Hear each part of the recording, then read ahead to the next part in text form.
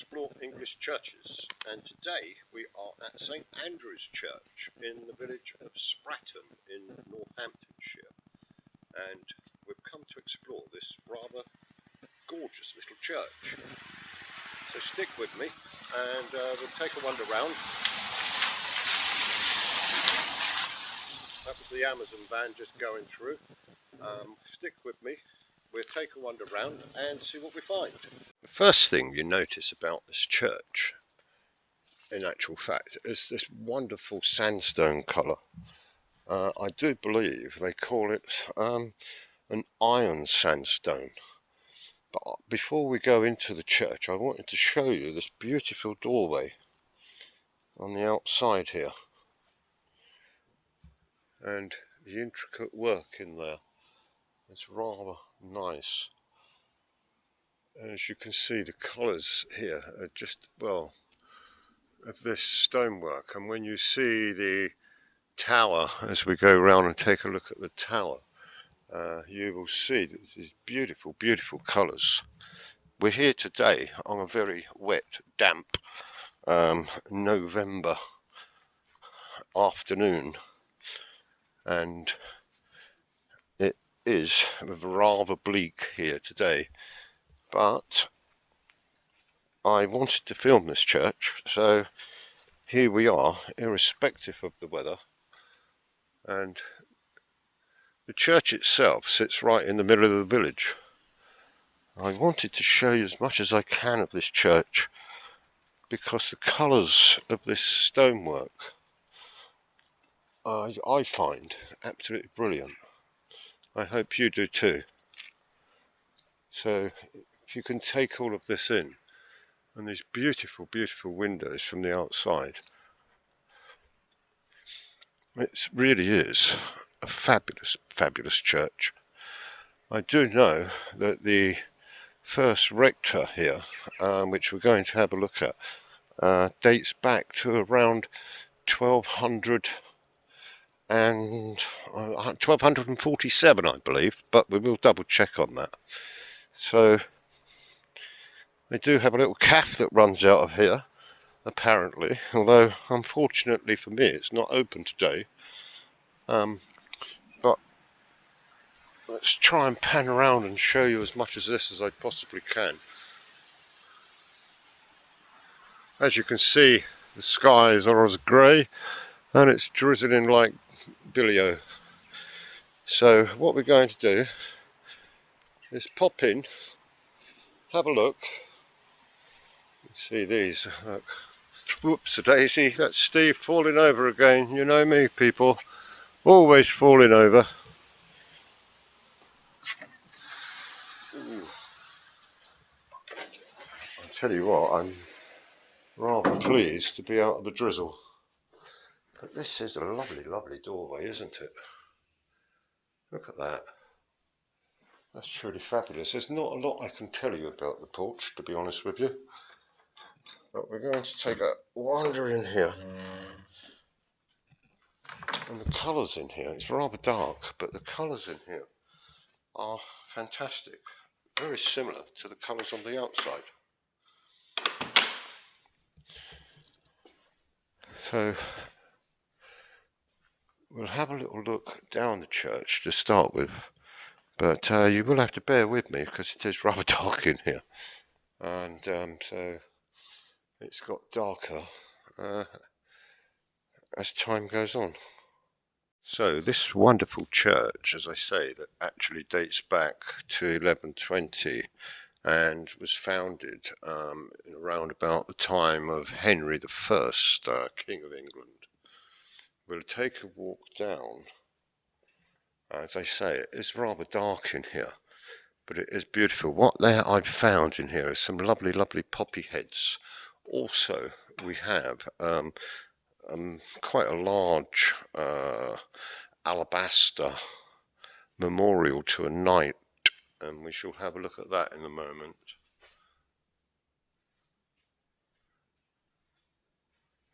Although it's very dark in here, the atmosphere is rather nice.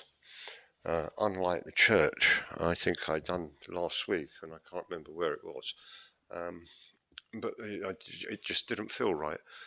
So here in the chancel we have this wonderful window, and let's turn around and have a look down the church.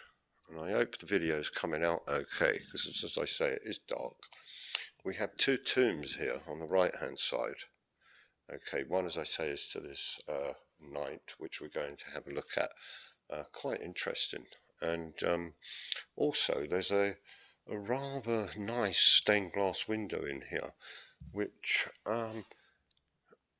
it's unusual because it's by a firm from Munich, apparently, that I've noticed on the window itself. So, as I always say, you never know what you're going to find in a church. Now, unfortunately, if I may pop this down here.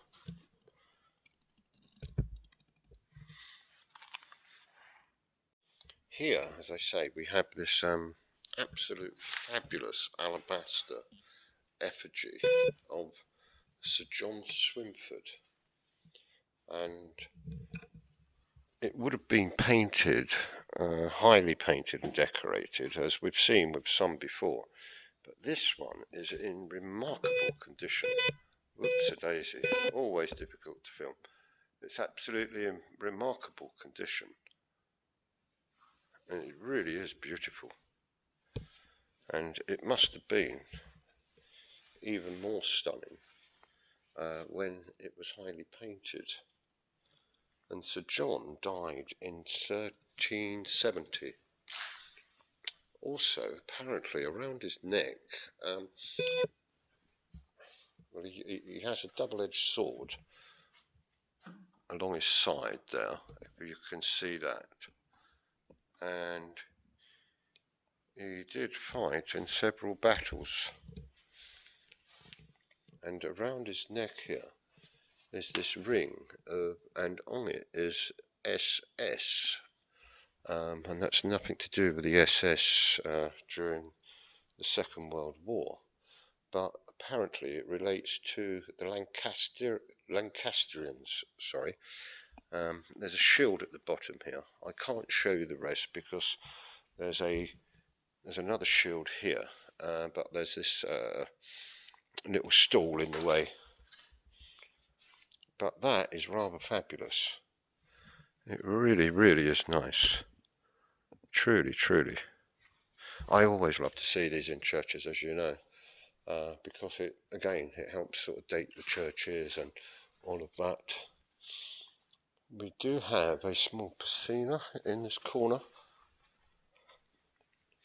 up here in the chancel, and a sedilia.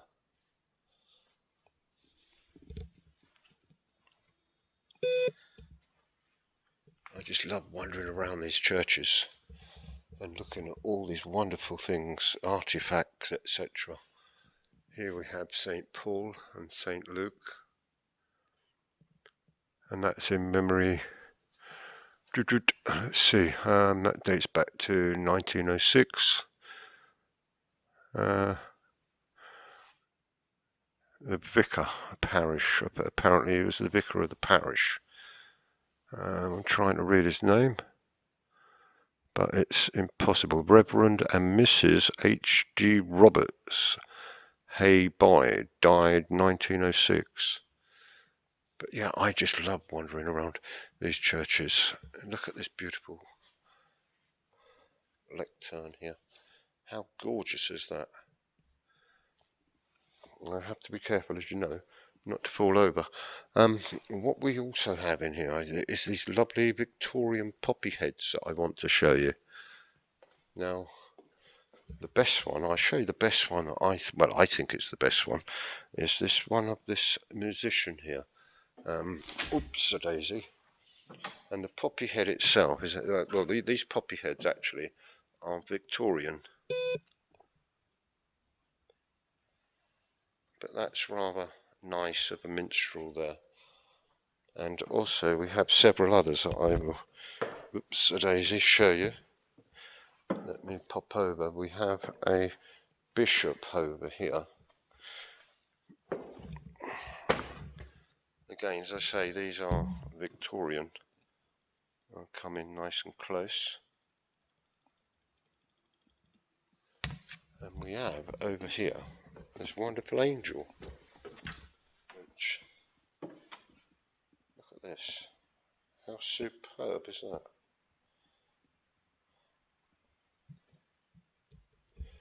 Another great feature, as I say, of this church is, whoops-a-daisy, and we're into the Lady Chapel now, and in this Lady Chapel there is this beautiful, beautiful coloured window, and I can't read right on the corner here.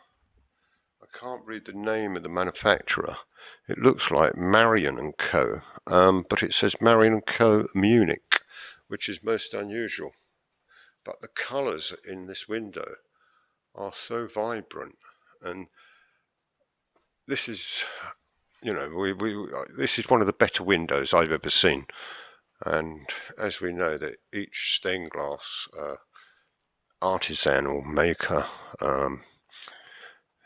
had their own style and their own ways of mixing the colours, and but the colours in here are truly outstanding, even on this gloomy November day and the little bit of light that we have. But it's very interesting, this, and it is dedicated to Francis, I think that's Brott, who passed away in 1905. But look at those colours. Don't they just take your breath away? And have a look around this Lady Chapel here. We have a recessed altar there. And, whoops, pardon me, and another piscina. Now, I also know that the font in here has a little bit of a history of it, and which also links it, can you believe, to George Washington, the President of the United States back then. And we will actually have a look at that. I wanted to show you these pews because although I believe them to be Victorian, they are still rather sweet. And as you know, I always like to see these kneelers in churches, always, and these, there's no exception with these are rather glorious also. It's really nice looking down this church. And the colours, even on, as I say, even on this gloomy, wet Saturday, November, the colours in here are still coming out fabulously with the brickwork. There are, I wanted to show you these little animals that have been carved into the stonework. I make my way over here. Whoops-a-daisy, that's Stevie at it again. Look at this chappie here. Wow. Beautiful. There's another one somewhere on the other side. And let's see if I can make my way round. Rather difficult. Here we go here.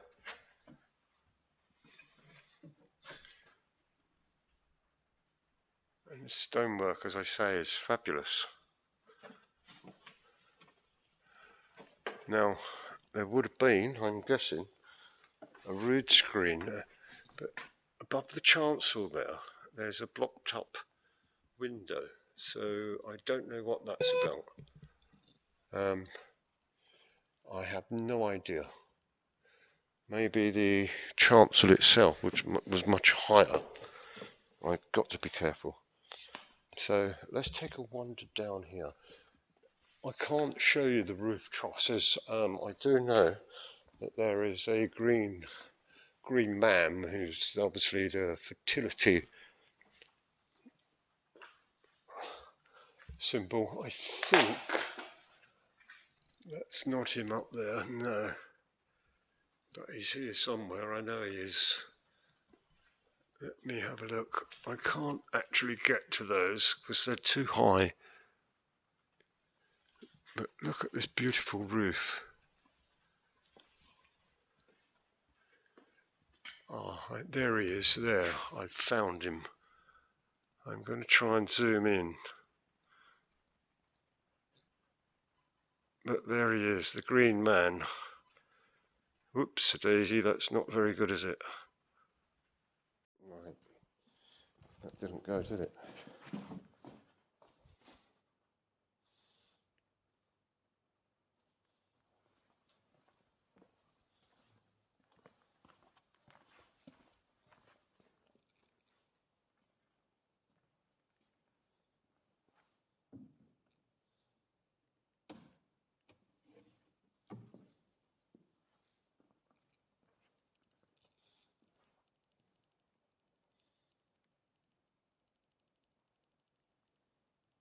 Now the connection of this font and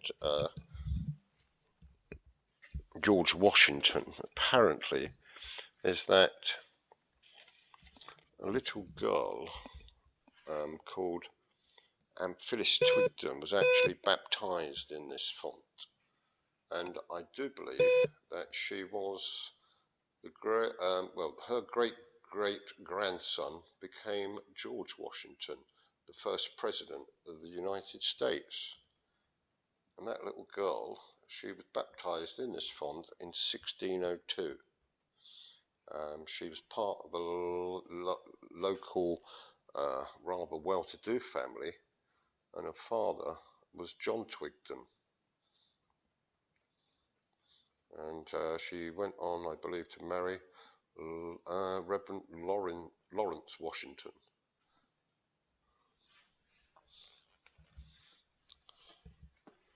But yeah, it's a beautiful, beautiful church, and we do have a lovely chest here, but I can't tell you anything about the chest. I haven't been able to find. It doesn't look that old, but I bet you that it is. But it's not one of the really, really old sort of 13th century chests that we've found in churches. There is a ring of, I think it's of 3 bells. No, it's 5 bells. I apologise.